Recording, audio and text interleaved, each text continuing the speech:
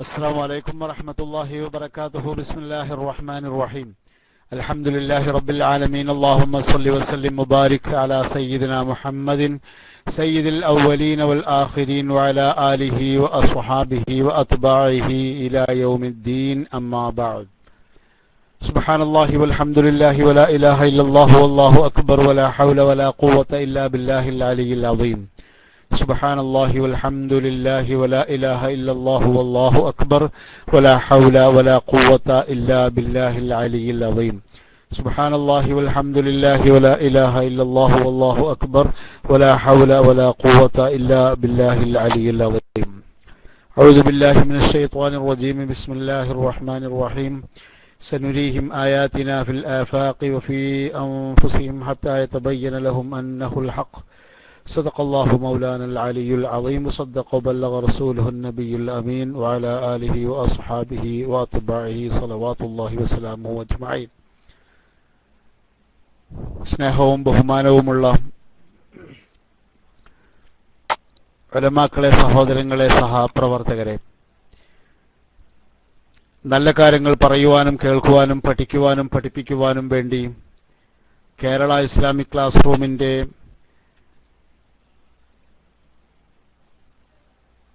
ഈ ബാനറിൽ നാം ഇങ്ങനെ ഒരുമിച്ച് കൂടുന്നതിനെ അള്ളാഹു സ്വാലിഹായ അമലായി കബൂൽ ചെയ്യുമാറാവട്ടെ. ഇതിന്റെ മഹത്തായ പ്രതിഫലം രണ്ടു ജീവിതങ്ങളിലും അള്ളാഹു നമുക്കെല്ലാവർക്കും പ്രദാനം ചെയ്യുമാറാവട്ടെ. അള്ളാഹു പരിശുദ്ധമായ ഈ ദൗത്യങ്ങൾക്ക് അർഹമായ പ്രതിഫലം തന്ന് നമ്മെ അനുഗ്രഹിക്കുമാറാവട്ടെ എന്ന് ആത്മാർത്ഥമായി പ്രാർത്ഥിച്ചുകൊണ്ട് നമ്മുടെ പരിപാടിയിലേക്ക് എല്ലാ നല്ലവരായ സഹോദരങ്ങൾക്കും സ്നേഹസമ്പന്നമായ സ്വാഗതം നേരുകയാണ്. അഭിവന്ദരായ അലവിക്കുട്ടി ഹുദവിയുടെ ഇടപെടൽ നൂർ ഫൈസിയുടെയും വല്ലാത്തൊരു വൈകാരികമായ തലത്തിലേക്കാണ് നമ്മെ കൊണ്ടുപോയത് എന്ന് പറയാതിരിക്കാൻ നിർവാഹമില്ല. സത്യത്തിൽ ഈ തലത്തിൽ നിന്നുകൊണ്ട് നാം തീർച്ചയായും അദ്ദേഹം നേരത്തെ സജസ്റ്റ് ചെയ്യുകയുണ്ടായ ക്വിസ് പരിപാടിയിലേക്ക് പോകേണ്ടതാണ്. എനിക്കറിയില്ല, സമയം ഞങ്ങളുടെ ഇവിടെ ജിദ്ദയിൽ ഇപ്പോ 9:30 മണി ആയിരിക്കുകയാണ്. 9:30 മണി കഴിഞ്ഞിരിക്കുകയാണ്. ബാക്കിയുള്ള സ്ഥലങ്ങളിലൊക്കെ തന്നെയും വളരെ ആകർഷകമായ ഈ ക്വിസ് പരിപാടിയിൽ പങ്കെടുക്കുവാൻ എല്ലാവർക്കും സാധ്യമാകുമോ എന്നറിയില്ല. നമുക്ക് ധാരാളം പ്രേക്ഷകർ നാട്ടിൽ നിന്നുണ്ട്. അതോടൊപ്പം തന്നെ UAE പല ഭാഗങ്ങളിൽ നിന്നും മാത്രമല്ല, അദ്ദേഹം തന്നെ സൂചിപ്പിച്ച പോലെ പല രാജ്യങ്ങളിൽ നിന്നും പല ഭൂഖണ്ഡങ്ങളിൽ നിന്നും നമുക്ക് ആൾക്കാരുണ്ട്. അവർക്കെല്ലാം ഈ സമയം യോജ്യമാകുമോ എന്ന് എനിക്കറിയില്ല. എന്തായിരുന്നാലും പരിപാടി ആരംഭിക്കുക എന്ന നിർദ്ദേശം അഡ്മിൻ സഹോദരങ്ങളിൽ നിന്ന് ലഭിച്ചതിന്റെ വെളിച്ചത്തിൽ ഞാനിന്ന് തൽക്കാലം ഒരു ബിസ്മി ചൊല്ലി തുടങ്ങി വെക്കുക മാത്രമാണ് ചെയ്യുന്നത്. വിഷയത്തിൽ ക്വിസ് പ്രോഗ്രാം നടത്താൻ തന്നെയാണ് നടക്കണം എന്നാണ് എന്റെയും താല്പര്യം എന്ന് ഞാൻ പ്രത്യേകം പറയുകയാണ്. അതോടൊപ്പം തന്നെ അഭിനന്ദനായ അലവിക്കുട്ടി ഹുദവിയുടെ ഇടപെടൽ, അദ്ദേഹത്തിന്റെ വളരെ കാര്യമാത്ര പ്രസക്തമായ ഓർമ്മപ്പെടുത്തലുകളാണ്. സത്യത്തിൽ നമ്മുടെ എല്ലാവരുടെയും വികാരത്തെ അദ്ദേഹം കയ്യിലെടുത്ത് സ്വാംശീകരിക്കുകയായിരുന്നു എന്ന് തന്നെ പറയേണ്ടി വരും. കാരണം മമ്പുറം മക്കാം ഷരീഫിൽ നിന്നുള്ള ഇന്നത്തെ ദിക്ർ മജ്ലിസിൽ പങ്കെടുത്തതിന്റെ ഒരു അനുഭൂതി നമ്മെ സംബന്ധിച്ചിടത്തോളം നമ്മുടെ മേശപ്പുറങ്ങളിൽ, നമ്മുടെ റൂമുകളിൽ, താമസ സ്ഥലങ്ങളിലൊക്കെ തന്നെയും എത്തിച്ചിരിക്കുന്നത് നമ്മുടെ KACR എന്ന് പറയുന്ന ഈ മഹത്തായ സംരംഭം ഉണ്ടായതുകൊണ്ടാണ്. ഇതിന്റെ ഒരു വലിയ വിജയം അതുകൊണ്ട് തന്നെ നമ്മളിപ്പോ അനുഭവിച്ചു കൊണ്ടിരിക്കുകയാണ് എന്ന് പറയാതിരിക്കാൻ വയ്യ. എന്തായിരുന്നാലും ഇത്തരത്തിലുള്ള ഈ മഹാഭാഗ്യത്തിന് നാം വിധേയരായി എന്നത് വല്ലാത്ത ഒരു സന്തോഷമാണ്. ആ സന്തോഷം ഞാനും രേഖപ്പെടുത്തുകയാണ്. അതോടൊപ്പം തന്നെ ഈ മഹത്തായ സംരംഭത്തിന് ചുക്കാൻ പിടിക്കുന്ന നമ്മുടെ KACRന്റെ അഭിവന്ദരായ ഉസ്താദുമാർ, നായകന്മാർ, നേതാക്കന്മാർ, പ്രവർത്തകർ, അതുപോലെ തന്നെ മമ്പുറം മക്കാം ഷരീഫിൽ നിന്നും ലൈവ് പരിപാടി എത്തിച്ചുകൊണ്ടിരിക്കുന്ന ദാറുൽ ഹുദ ഇസ്ലാമിക് യൂണിവേഴ്സിറ്റിയിലെ നമ്മുടെ പ്രവർത്തകന്മാർ,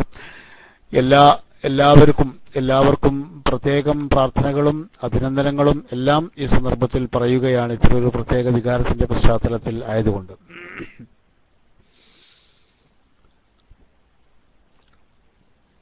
ദീർഘമായി ഉള്ള ആമുഖങ്ങളിലേക്കും മറ്റൊന്നും പ്രവേശിക്കാൻ പറ്റിയ സമയമല്ല. ഇന്ന് നമുക്ക് സത്യത്തിൽ തുടങ്ങാൻ വൈകി എന്നാണ് ഞാൻ മനസ്സിലാക്കുന്നത്. ഏതായിരുന്നാലും പുതിയൊരു പരിപാടി കൂടെ ജിദ്ദയിൽ നിന്ന് ആരംഭിക്കണം എന്നത് കഴിഞ്ഞ ആഴ്ചയിൽ ചേർന്ന KICRന്റെ പ്രേക്ഷകരായ ജിദ്ദയിലെ ഏകദേശം 70ഓളം പ്രവർത്തകരുടെ വലിയൊരു താല്പര്യമായിരുന്നു. വീണ്ടും 1-2 പരിപാടികൾ കൂടെ നാം ആരംഭിക്കേണ്ടതുണ്ട് എന്ന്. അതിന്റെ അടിസ്ഥാനത്തിലും വെളിച്ചത്തിലുമാണ് ഇങ്ങനെ ഒരു പരിപാടിയിലേക്ക് ഖാഫില ജിദ്ദയുടെ പ്രവർത്തകന്മാർ വന്നിരിക്കുന്നത്. സന്തോഷമുണ്ട്. ഏതായിരുന്നാലും ഈ പരിപാടിയിൽ നമുക്ക് പറയാനുള്ള വിഷയം നേരത്തെ പറഞ്ഞ പോലെ തന്നെ കൗതുക ലോകം, നമ്മുടെ പ്രമാണങ്ങളിലെ വിസ്മയങ്ങളെ സംബന്ധിച്ചുള്ള സംസാരമാണ്, ചർച്ചയാണ് ഇൻഷാ അല്ലാഹ് ഈ പരിപാടിയിൽ നാം ഉദ്ദേശിക്കുന്നത്. അല്ലാഹു സുബ്ഹാനഹു വ തആല ഉദ്ദേശിക്കുന്ന ക്രമത്തിലും ഭാവത്തിലും രൂപത്തിലും എല്ലാം അത് ഭംഗിയായി നിർവഹിക്കുവാനും അതുകൊണ്ടുള്ള ഫലം നേടിയെടുക്കുവാനും നമുക്കെല്ലാവർക്കും തൗഫീഖ് പ്രദാനം ചെയ്യുമാറാവട്ടെ എന്ന് പ്രത്യേകം പ്രാർത്ഥിക്കുകയാണ് ഈ സന്ദർഭത്തിൽ. നമ്മൾ നേരത്തെ പറഞ്ഞ പോലെ തന്നെ കൗതുക ലോകം എന്ന പേരിലാണ് നാം ഈ പരിപാടി ആരംഭിക്കുന്നത്. ഇതിന്റെ പ്രധാനപ്പെട്ട ഉദ്ദേശ്യമെന്ന് പറയുന്നത് അല്ലാഹു സുബ്ഹാനഹു വ തആല നമുക്ക് തന്ന മാർഗനിർദ്ദേശക ഗ്രന്ഥമായ പരിശുദ്ധമായ ഖുർആൻ, ആ ഖുർആനിന്റെ വ്യാഖ്യാനവും വിശദീകരണവുമായ മഹാനായ നബി തിരുമേനി സല്ലല്ലാഹു അലൈഹി വസല്ലമ തങ്ങളുടെ പരിശുദ്ധമായ ഹദീസുകൾ, ഈ 2 പ്രമാണങ്ങളിലും ഒളിഞ്ഞിരിക്കുന്ന വിസ്മയങ്ങൾ കാണുക എന്നതാണ്, പഠിക്കുക, അടുത്തുനിന്ന് കാണുക, മനസ്സിലാക്കുക എന്നുള്ളതാണ് നമ്മുടെ ഈ പരിപാടി കൊണ്ട് നാം ഉദ്ദേശിക്കുന്നത്.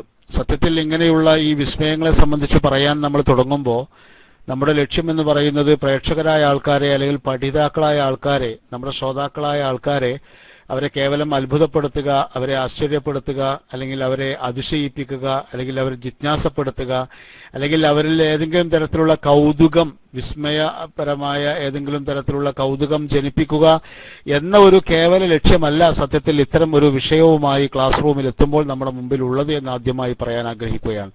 മറിച്ച് പരിശുദ്ധമായ ഖുർആൻ, പരിശുദ്ധമായ ഹദീസ്, ഈ 2 പ്രമാണങ്ങളെ സംബന്ധിച്ചിടത്തോളം നമുക്കെല്ലാവർക്കും അറിയാവുന്നതാണ്. അല്ലാഹു സുബ്ഹാനഹു വ തആല ഈ ലോകത്തിന് നൽകിയ അവസാനത്തെ മാർഗദർശക ഗ്രന്ഥമാണ് പരിശുദ്ധമായ ഖുർആൻ എന്ന് പറയുന്നത്. ഈ പരിശുദ്ധമായ ഖുർആനിന്റെ വ്യാഖ്യാനവും വിശദീകരണവുമാണ് മഹാനായ നബി തിരുമേനി സല്ലല്ലാഹു അലൈഹി വസല്ലമ തങ്ങൾ തന്റെ ജീവിതകാലത്ത് മുഴുവനുമായി നമ്മോട് പറഞ്ഞും ചെയ്തും അനുവദിച്ചും നമ്മുടെ മുമ്പിൽ അവതരിപ്പിച്ച പരിശുദ്ധമായ ദീനുൽ ഇസ്ലാമിന്റെ വിശദാംശങ്ങളായ പരിശുദ്ധമായ ഹദീസ് എന്ന് പറയുന്നത്.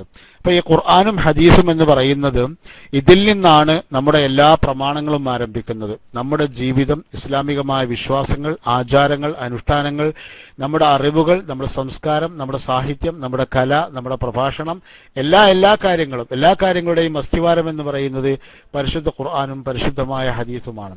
ഈ പരിശുദ്ധമായ ഖുർആനിൽ നിന്നുകൊണ്ടുള്ള നമ്മുടെ ഈ പരിപാടിയിലൂടെ അതുകൊണ്ട് തന്നെ നാം ഉദ്ദേശിക്കുന്നത്, ആത്യന്തികമായി നാം ഉദ്ദേശിക്കുന്നത് ഖുർആൻ പഠിക്കുക, ഹദീസ് പഠിക്കുക എന്നത് തന്നെയാണ്. കാരണം എന്തുകൊണ്ടെന്നാൽ അല്ലാഹു സുബ്ഹാനഹു വ തആല നമുക്ക് നൽകിയ പരിശുദ്ധമായ ഗ്രന്ഥമാണ് പരിശുദ്ധമായ ഖുർആൻ. ഈ ഖുർആനെ സംബന്ധിച്ച് അല്ലാഹു സുബ്ഹാനഹു വ തആല ഖുർആനിൽ ഒരുപാട് സ്ഥലങ്ങളിൽ വളരെ വ്യക്തമായ പ്രസ്താവന നടത്തിയേ നമുക്ക് കാണാൻ കഴിയും. ഇതെല്ലാം ജനങ്ങൾക്ക് വിശദീകരിച്ചു കൊടുക്കാൻ വേണ്ടിയാണ്, ജനങ്ങൾക്ക് ഗ്രഹിപ്പിച്ചു കൊടുക്കാൻ വേണ്ടിയാണ് ഈ കിതാബ് ജനങ്ങൾക്ക് അവരുടേതായ ഭാഷയിൽ, അവർക്ക് വശമാകുന്ന, അവർക്ക് വശ്യമായി തോന്നുന്ന ഭാഷയിൽ അല്ലാഹു നൽകിയിരിക്കുന്നത്. അവർക്ക് മനസ്സിലാക്കി കൊടുക്കാൻ വേണ്ടിയാണ്, അവർക്ക് വിവരിച്ചു കൊടുക്കാൻ വേണ്ടിയാണ്, അവർക്ക് വ്യക്തമാക്കി കൊടുക്കാൻ വേണ്ടിയാണ് എന്ന് അല്ലാഹു സുബ്ഹാനഹു വ തആല അടിക്കടി പറയുന്നതായി നമുക്ക് കാണാൻ കഴിയും. അപ്പൊ അതുകൊണ്ട് തന്നെ ഖുർആനിന്റെ ആത്യന്തികമായ ലക്ഷ്യമാണ് മനുഷ്യകുലത്തെ സംബന്ധിച്ചിടത്തോളം അത് പഠിക്കുക, മനസ്സിലാക്കുക എന്ന് പറയുന്നത്. അതേസമയം നമ്മൾ മനസ്സിലാക്കേണ്ട ഏറ്റവും പ്രധാനപ്പെട്ട കാര്യം, ഖുർആൻ എന്ന് പറയുന്നത് അള്ളാഹുവിന്റെ കലാമാണ്. അള്ളാഹു എന്ന് പറയുന്നത് നമ്മുടെ സൃഷ്ടാവാണ്. മനുഷ്യകുലത്തിന്റെ സകലമാന ലോകത്തിന്റെയും സൃഷ്ടാവായ അള്ളാഹു സുബ്ഹാനഹു വ തആലയുടെ കലാം എന്ന് പറയുന്നത്, ആ കലാമിന് നാം പ്രതീക്ഷിക്കുന്നതിൽ, അല്ലെങ്കിൽ നമുക്കറിയാവുന്നതിൽ, അല്ലെങ്കിൽ നമുക്ക് മനസ്സിലാക്കാൻ കഴിയുന്നതിന്റെ ആ റേഞ്ചുകളിൽ നിന്നെല്ലാം ഒരുപാട് അകലെയുള്ള ഒരു റേഞ്ചാണ് സത്യത്തിൽ അള്ളാഹുവിന്റെ കലാമിന് ഉണ്ടാവേണ്ടതും.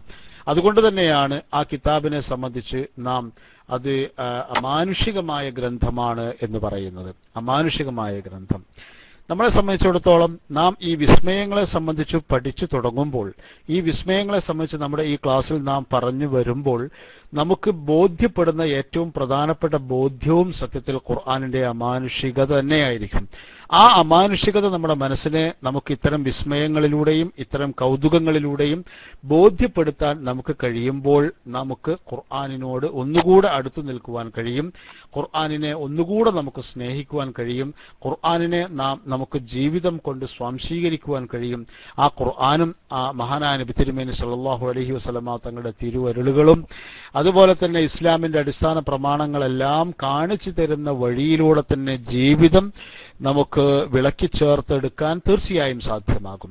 അപ്പൊ അതുകൊണ്ട് തന്നെ ഞാൻ പറഞ്ഞുകൊണ്ടുവരുന്നത്, ഈ പരിശുദ്ധമായ ഖുർആനിന്റെയും ഹദീസിന്റെയും കൗതുകങ്ങളെ സംബന്ധിച്ച് നാം പറയുമ്പോൾ നാം ആത്യന്തികമായി ലക്ഷ്യമാക്കുന്നത് ഖുർആനെയും ഹദീസിനെയും അതിന്റെ അമാനുഷികതയിലൂടെ ഉൾക്കൊള്ളുക എന്നതാണ്. ആ അമാനുഷികതയിലൂടെ മനസ്സിലാക്കുക, ആ അമാനുഷികതയിലൂടെ അതിനെ ഗ്രഹിക്കുക എന്നതാണ്. അതുകൊണ്ട് തന്നെ നമ്മുടെ ഇൻഷാ അല്ലാഹ് വരാനിരിക്കുന്ന അധ്യായങ്ങളിൽ അള്ളാഹുവിന്റെ പരിശുദ്ധമായ കലാമിലും മഹാനായ നബി തിരുമേനി സല്ലല്ലാഹു അലൈഹി വസല്ലം തങ്ങളുടെ ഹദീസുകളിലും നമുക്ക് കാണാൻ കഴിയുന്ന ഒരുപാട് കൗതുകങ്ങളുണ്ട്. ആ കൗതുകങ്ങളുടെ സ്വഭാവം അതെല്ലാം വിശദമായി പറയേണ്ട കാര്യങ്ങളാണ്. ഞാൻ അത്തരം വിശദാംശങ്ങളിലേക്കൊന്നും പോകാൻ മാത്രം നമ്മുടെ ഇന്നത്തെ ദിവസത്തെ കൂടിക്കാഴ്ചയ്ക്ക് വിശാലതയുണ്ടാവില്ല എന്ന് മനസ്സിലാക്കുന്നതുകൊണ്ട് അതിലേക്കൊന്നും ഇപ്പോൾ പ്രവേശിക്കുകയല്ല. അപ്പോൾ പരിശുദ്ധമായ ഈ ഖുർആനിന്റെ അമാനുഷികതയെ പറ്റി പറഞ്ഞു വരുമ്പോൾ അള്ളാഹുവിന്റെ ഈ കലാമിന്റെ അമാനുഷികതയുടെ ഏറ്റവും പ്രധാനപ്പെട്ട ഒരു വിഷയം എന്ന് പറയുന്നത്, ഖുർആൻ നമ്മൾ പറഞ്ഞ പോലെ അതിന്റെ ആശയ വൈപുല്യം, അതിന്റെ വിഷയത്തിന്റെ ഗൗരവം, അതിലെ ശാസ്ത്രീയത, അതിലെ ചരിത്രം, അതിലെ സാംസ്കാരികം, അതിലെ സാഹിത്യം, അതിലെ ഭാഷാപരമായ പ്രത്യേകതകൾ, ഇത്തരത്തിലുള്ള ഒരുപാട് കൗതുകങ്ങളും അതോടൊപ്പം തന്നെ അമാനുഷികതകളും എല്ലാം സമഞ്ജസമായി സമ്മേളിക്കപ്പെട്ടിരിക്കുന്നതാണ് ഖുർആനിലെ ഓരോ അക്ഷരങ്ങളും ഹദീസിലെ ഓരോ പ്രയോഗങ്ങളും എന്ന് നമുക്ക് കാണാൻ കഴിയും. ഇതിലേറ്റവും പ്രധാനപ്പെട്ട ഒന്ന്, പരിശുദ്ധമായ ഖുർആൻ അതിന്റെ ഏറ്റവും പ്രധാനപ്പെട്ട അമാനുഷികതയുടെ ഏറ്റവും പ്രധാനപ്പെട്ട അമാനുഷികതയെപ്പറ്റി മഹാന്മാരായ പണ്ഡിതന്മാർ ഈ വിഷയകമായി നടത്തിയ പഠനങ്ങളൊക്കെ തന്നെയും ആരംഭിക്കുന്നത് ഖുർആൻ നടത്തുന്ന വെല്ലുവിളിയിൽ നിന്നാണ് എന്ന് നമുക്ക് കാണാൻ കഴിയും. ഖുർആൻ ജനങ്ങളെ സന്മാർഗത്തിലേക്ക് വിളിക്കുന്നു, അതോടൊപ്പം തന്നെ ഖുർആൻ ഈ ലോകത്തെ മുഴുവനും വെല്ലുവിളിക്കുകയും ചെയ്യുന്നു. അതുകൊണ്ട് തന്നെ പരിശുദ്ധമായ ഖുർആനിന്റെ ഏറ്റവും പ്രധാനപ്പെട്ട ഒരു ശക്തി എന്ന് പറയുന്നത്, ഖുർആനിന്റെ ഏറ്റവും വലിയ അമാനുഷികതയുടെ തെളിവുകളിൽ ഒന്ന് എന്ന് പറയുന്നത് ഖുർആൻ ഉയർത്തുന്ന അല്ലെങ്കിൽ ഖുർആൻ ചെയ്യുന്ന, ഖുർആൻ നിർവഹിക്കുന്ന വെല്ലുവിളിയാണ്. പരിശുദ്ധമായ കലാം എന്ന് പറയുന്ന ഈ 6000-ലധികം സൂക്തങ്ങളടങ്ങുന്ന ഈ പരിശുദ്ധമായ കലാം അല്ലാഹു സുബ്ഹാനഹു വ തആല 23 കൊല്ലം കൊണ്ട് മനുഷ്യകുലത്തിന്റെ മുമ്പിൽ സമർപ്പിക്കുകയും എന്നിട്ട് അത് സമർപ്പിക്കുവാൻ വേണ്ടി നിയുക്തനായ പ്രവാചകനിലൂടെ അതേ വാചകങ്ങളിലൂടെ വിശുദ്ധ ഖുർആനിലൂടെ തന്നെ അല്ലാഹു സുബ്ഹാനഹു വ തആല ലോകത്തോട് അടിക്കടി ചോദിക്കുകയാണ്, ഞാൻ ഈ പറയുന്ന കാര്യങ്ങളിൽ അല്ലെങ്കിൽ ഈ ഖുർആനെ സംബന്ധിച്ച്, ഇതിന്റെ വചനങ്ങളെ സംബന്ധിച്ച്, ഇതിലെ ശരിതെറ്റുകളെ സംബന്ധിച്ച്, അല്ലെങ്കിൽ ഇതിന്റെ സോഴ്സിനെ സംബന്ധിച്ച് നിങ്ങൾക്ക് എന്തെങ്കിലും ആശങ്കയുണ്ടെങ്കിൽ, എന്തെങ്കിലും സംശയമുണ്ടെങ്കിൽ തീർച്ചയായും നിങ്ങൾക്ക് ഇത്തരത്തിലുള്ള ഒരു ഖുർആൻ കൊണ്ടുവരാൻ കഴിയുമോ എന്ന് അല്ലാഹു സുബ്ഹാനഹു വ തആല വളരെ വ്യക്തമായ ഖുർആനിലൂടെ വെല്ലുവിളിക്കുന്നതായി നമുക്ക് കാണാൻ കഴിയും. മഹാനായ നബി തിരുമേനി സല്ലല്ലാഹു അലൈഹി വസല്ലം തങ്ങൾ പരിശുദ്ധമായ കലാമുമായി പരിശുദ്ധ മക്കയിൽ എത്തിയ സാഹചര്യം നമുക്കെല്ലാവർക്കും അറിയാം.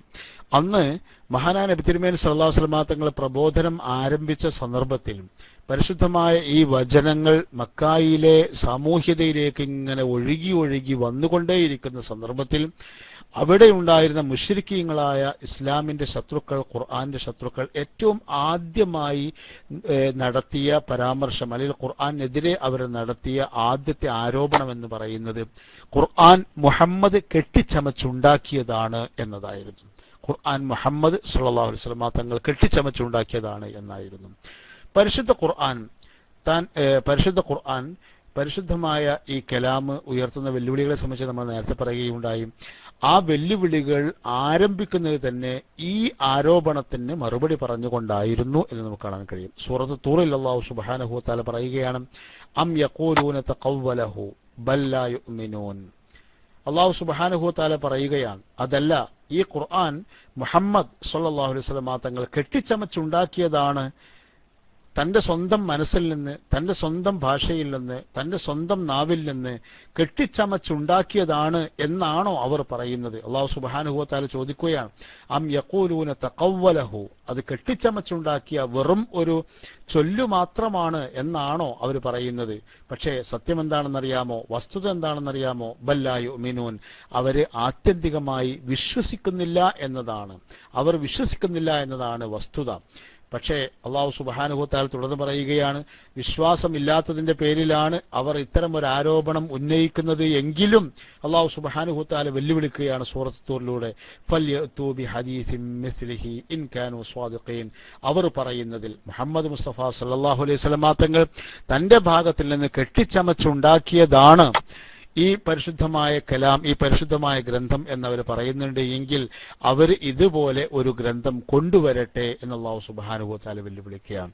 അപ്പോൾ ഖുർആൻ നടത്തുന്ന വെല്ലുവിളികളുടെ കൂട്ടത്തിൽ ഏറ്റവും ആദ്യത്തെ വെല്ലുവിളി എന്ന് പറയുന്ന ഇതാണ്, അതുല്യമായ ഒരു ഗ്രന്ഥമാണ് ഖുർആൻ എന്നും ഈ ഖുർആനെ സംബന്ധിച്ച് അത് കെട്ടിച്ചമച്ചുണ്ടാക്കിയതാണ് എന്നാണ് അവരുടെ ആരോപണമെങ്കിൽ തത്തുല്യമായ ഒരു ഗ്രന്ഥം അവർക്ക് കൊണ്ടുവരാൻ കഴിയുമെങ്കിൽ അവരത് കൊണ്ടുവരട്ടെ എന്ന് അല്ലാഹു സുബ്ഹാനഹു വ തആല വെല്ലുവിളിക്കുകയാണ്. ഈ വെല്ലുവിളി എന്ന് പറയുന്നത് ഇത് ഖുർആനിലെ ഒരു വചനം കൊണ്ട് തന്നെ അല്ലാഹു വെല്ലുവിളിക്കുകയാണ്. അതായത് ഈ ലോകം അവസാനിക്കുന്നത് വരേക്കും നിലനിൽക്കുന്ന, ഓതപ്പെടുന്ന, പാരായണം ചെയ്യപ്പെടുന്ന, പഠിക്കപ്പെടുന്ന, പഠിപ്പിക്കപ്പെടുന്ന ഒരു വാചകം തന്നെ ഈ വെല്ലുവിളി ഉൾക്കൊള്ളുകയാണ്. അതുകൊണ്ട് തന്നെ കേവലം മക്കായിലെ ഏതെങ്കിലും ആൾക്കാരോടോ ഏതെങ്കിലും പ്രത്യേക വിഭാഗം ജനങ്ങളോടോ അറബികളോട് മാത്രമോ അല്ലെങ്കിൽ ഏതെങ്കിലും ജനസമൂഹങ്ങളോട് മാത്രമോ അല്ലാഹു സുബ്ഹാനഹു വ തആല വെല്ലുവിളിക്കുന്നു എന്നതിനർത്ഥമില്ല. മറിച്ച് ഈ ലോകം ഉണ്ടായി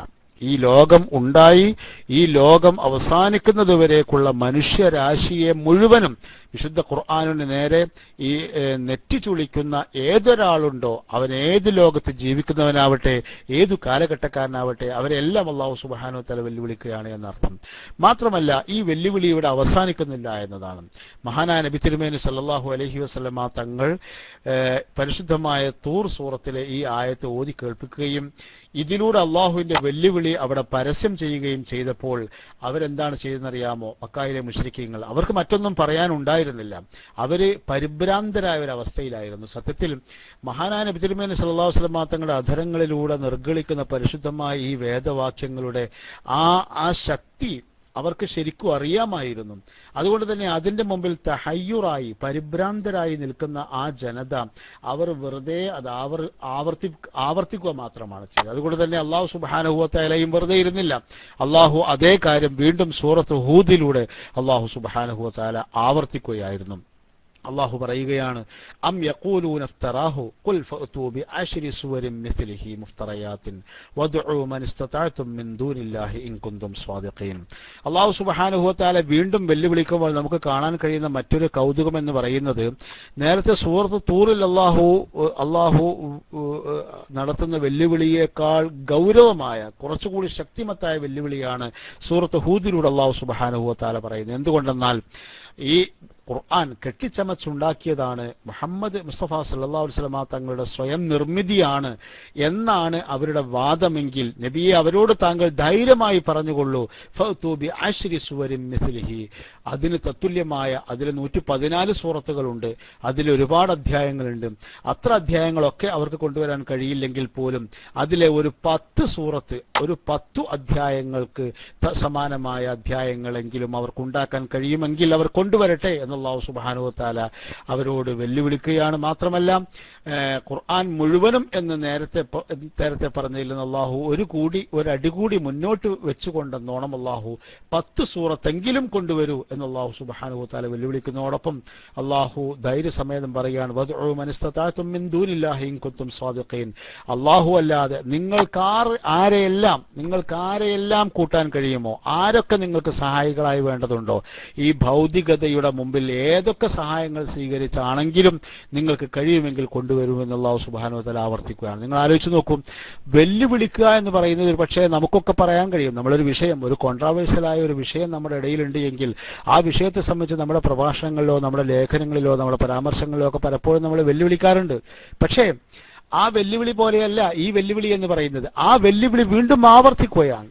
ആ ആവർത്തനം എന്ന് പറയുന്നത് ശരിക്കും ഉറപ്പുള്ള ഒരു സാഹചര്യത്തിൽ മാത്രമേ, നമ്മളിപ്പോൾ സത്യത്തിൽ ഇപ്പോൾ നമുക്കെല്ലാവർക്കും അറിയാം, നമ്മളെ പുതിയ വിവാദം കേശവിവാദത്തെ സംബന്ധിച്ച് നമുക്കറിയാം, നമ്മുടെ നേതാക്കന്മാരും ഉസ്താദന്മാരൊക്കെ വെല്ലുവിളിക്കുന്നത് കണ്ടില്ലേ, വളരെ ആവർത്തിച്ച് നമ്മുടെ വളരെ ചെറിയ പ്രവർത്തകന്മാർ പോലും ആവർത്തിച്ച് വെല്ലുവിളിക്കുന്നു. എന്തുകൊണ്ടാണ്?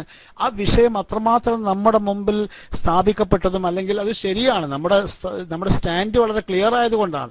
എന്ന പോലെ ഈ വിഷയത്തിൽ വളരെ ക്ലിയർ ആയ ഒരു സ്റ്റാൻഡാണ് അള്ളാഹുവിന്റെ സ്റ്റാൻഡ്, അള്ളാഹുവിന്റെ സാന്നിധ്യം, അള്ളാഹുവിന്റെ നിലപാട്. അതുകൊണ്ട് തന്നെ അള്ളാഹു സുബ്ഹാനഹു വ തആല ധൈര്യസമേതം വെല്ലുവിളിക്കുന്നു എന്ന് മാത്രമല്ല, അള്ളാഹു ആ വെല്ലുവിളിയെ ഓരോ അടി വെക്കുമ്പോഴും വീണ്ടും വീണ്ടും ഗൗരവപ്പെടുത്തുന്നതായും നമുക്ക് കാണാൻ കഴിയും.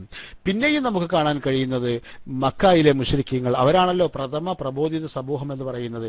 അവർ വീണ്ടും പരിശുദ്ധമായ ഖുർആനിനെതിരെ അബദ്ധജടിലമായ വാദങ്ങളുമായി മുന്നോട്ട് വരുന്ന ഒരു കാഴ്ചയാണ് പിന്നീടും നമുക്ക് കാണാൻ കഴിയുന്നത്. സൂറത്ത് തൂറിലും സൂറത്ത് ഹൂദിലും അല്ലാഹു പിന്നെ കഴിഞ്ഞതിന് ശേഷം, വെല്ലുവിളിച്ചതിന് ശേഷം വീണ്ടും അല്ലാഹു സുബ്ഹാനഹു വ തആല അവരുടെ ആരോപണത്തെ വീണ്ടും ഗണ്ണിച്ചുകൊണ്ടും വെല്ലുവിളിച്ചുകൊണ്ടും അല്ലാഹു സുബ്ഹാനഹു വ തആല ഇതേ വെല്ലുവിളി വീണ്ടും ആവർത്തിക്കുന്നു. അത് സൂറത്ത് യൂനുസിലാണ്. അല്ലാഹു സുബ്ഹാനഹു വ തആല പറഞ്ഞു, വമാ കാന ഹാദൽ ഖുർആൻ അൻ യുഫ്തറ മിൻ ദൂനില്ലാഹി വലാകിൻ തസ്ദീഖല്ലദീ ബൈന യദൈഹി എന്നാരംഭിക്കുന്ന ദീർഘമായ ആയത്തിലൂടെ അല്ലാഹു സുബ്ഹാനഹു വ തആല പറയുകയാണ്. എന്നിട്ട് ആ ആയത്തിന്റെ രണ്ടാമത്തെ തൊട്ടടുത്ത ആയത്തിൽ അല്ലാഹു സുബ്ഹാനഹു വ തആല ചോദിക്കുകയാണ്, ഈ ഖുർആൻ എന്ന് പറയുന്നത് അത് നിർമ്മിക്കപ്പെടാൻ കഴിയുന്നതാണോ അല്ലേ, ഇത് ഒരാൾ വിചാരിച്ചാൽ ഉണ്ടാക്കാൻ പറ്റുന്നതാണോ അല്ലേ എന്നൊക്കെ പറഞ്ഞതിന് ശേഷം അല്ലാഹു സുബ്ഹാനഹു വ തആല പറയുകയാണ്, അം യഖൂലൂന ഇഫ്തറാഹു, ആ പ്രവാചകൻ കെട്ടിച്ചമച്ചുണ്ടാക്കിയ സ്വന്തമായി മെനഞ്ഞുണ്ടാക്കിയതാണ് എന്നാണോ അവർ പറയുന്നത്? എന്നാൽ അല്ലാഹു സുബ്ഹാനഹു വ തആല സൂറത്ത് യൂനുസിൽ പറയുകയാണ്, ഖുൽ, നബിയെ താങ്കൾ പറഞ്ഞേക്കുക, ഫഅ്തു ബിസൂറത്തിൻ മിസ്ലിഹി, അതിലെ സൂറത്തിന് തുല്യമായ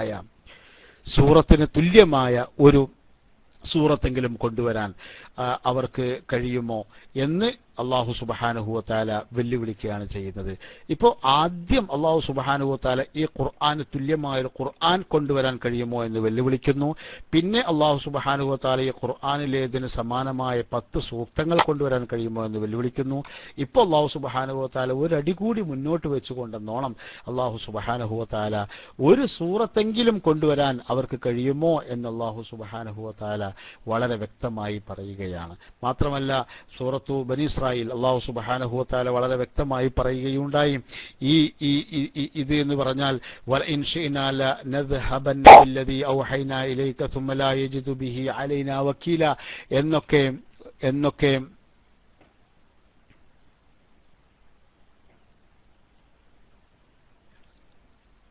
ഏതോ ഒരു മുടിയുടെ ആള് ഇങ്ങനെ PM അടിച്ചുകൊണ്ടേയിരിക്കുന്നുണ്ട്.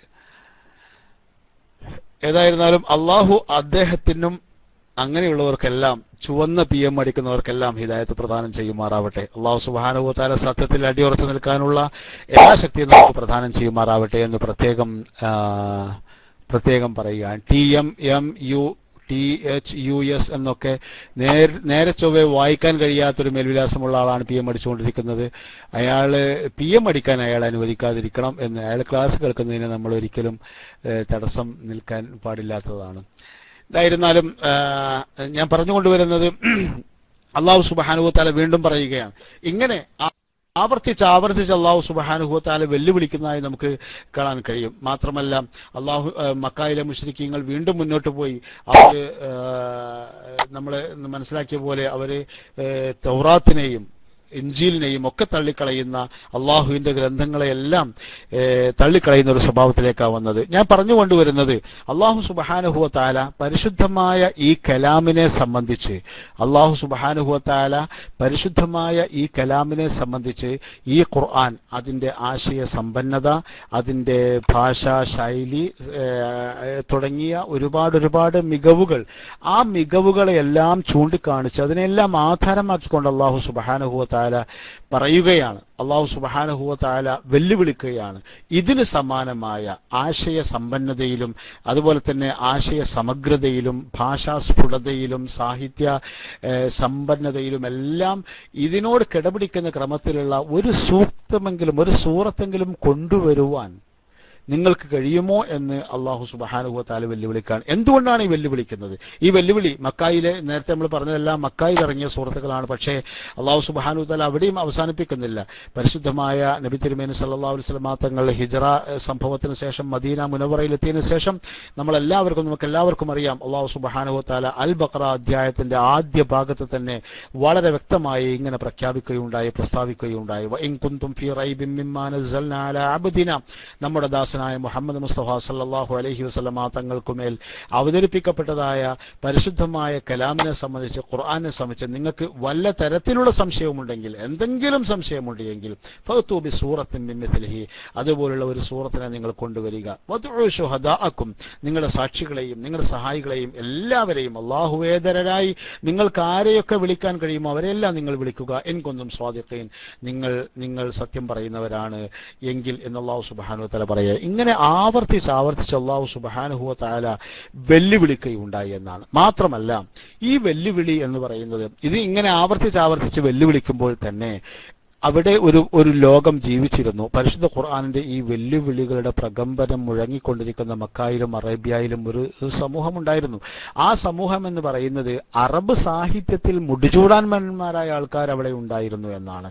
അവരിൽ പലരുടെയും മൂക്കിൽ തോണ്ടിക്കൊണ്ടാണ് അല്ലാഹു സുബ്ഹാനഹു വ തആല ഇത്തരത്തിലുള്ള ഒരു വെല്ലുവിളി നടത്തുന്നത് എന്നുകൂടെ നാം മനസ്സിലാക്കേണ്ടതുണ്ട്. അതുകൊണ്ട് തന്നെ നമ്മൾ ചരിത്രം ചികഞ്ഞു നോക്കേണ്ട മറ്റൊരു കൗതുകം എന്ന് പറയുന്നത്, എന്നിട്ട് ഈ വെല്ലുവിളി ഏറ്റെടുക്കാൻ ആരെങ്കിലും തയ്യാറായോ? കാര്യം മാത്രം പ്രസക്തരായി ആരും, ഏതെങ്കിലും ചില വിഡ്ഢികളായ ആൾക്കാർ എന്തെങ്കിലും കോപ്രായങ്ങൾ ഖുർആൻ എന്ന പേരിൽ, ഖുർആനിനെതിരി എന്ന പേരിൽ കാണിച്ചു കയ്യടി നേടാൻ ശ്രമിച്ചോ എന്നുള്ളതല്ല.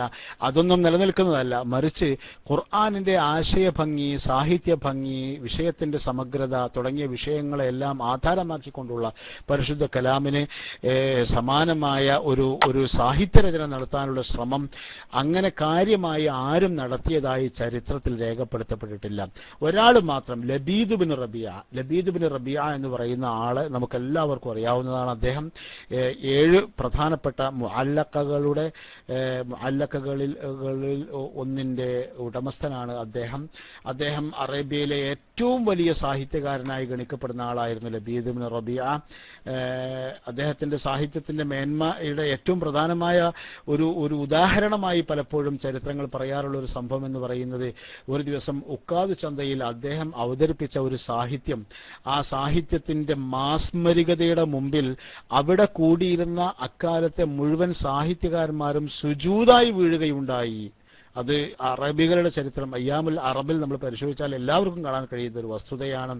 ഹവാസിൻ കുടുംബാംഗമായിരുന്ന ലബീദ് ബിൻ റബിയ നജ്ദുകാരനായിരുന്നു. എന്തായിരുന്നാലും അറേബ്യയിലെ ഏറ്റവും വലിയ കവിയായിരുന്നു അദ്ദേഹം. മാത്രമല്ല, നബി തിരുമേനി സല്ലല്ലാഹു അലൈഹി വസല്ലം തങ്ങളുടെ കാലഘട്ടത്തിൽ ജീവിക്കുവാനുള്ള ഭാഗ്യമുണ്ടായി എന്ന് മാത്രമല്ല, അല്ലാഹു സുബ്ഹാനഹു വ തആല അദ്ദേഹത്തിന്റെ മനസ്സിന്, ആ സാഹിത്യ സമ്പന്നമായ ആ മനസ്സിന് ഹിദായത്ത് നൽകുകയും ചെയ്തു. അദ്ദേഹം മുസ്ലിം ആകുവാനുള്ള ഭാഗ്യവും അദ്ദേഹത്തിന് ഉണ്ടായി റളിയല്ലാഹു അൻഹു.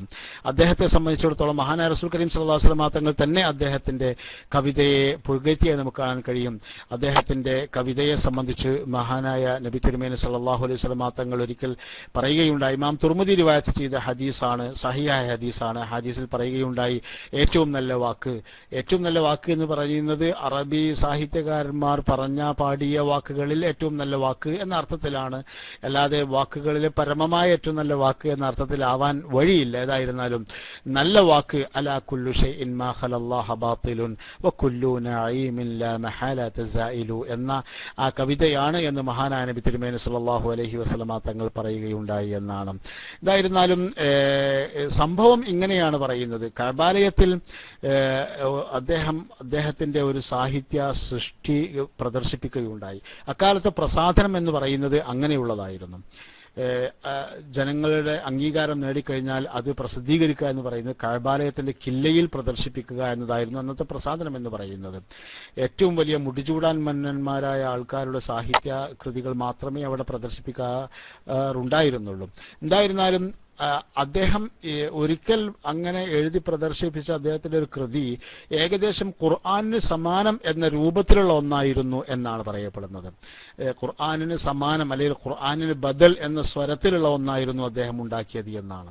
ഏതായിരുന്നാലും അങ്ങനെ അദ്ദേഹം തൂക്കിയ ഉടനെ തന്നെ മുസൽമാന്മാരിൽ ഒരാൾ അന്ന് ഇറങ്ങിയിരുന്ന ഖുർആനിലെ ഏതാനും വചനങ്ങൾ എഴുതുകയും ഒരു തോൽക്കഷ്ണത്തിൽ എഴുതുകയും അത് അതിന്റെ അടുത്തായി കൊണ്ടുപോയി പ്രസിദ്ധീകരിക്കുകയും ചെയ്തു എന്നാണ് ചരിത്രം.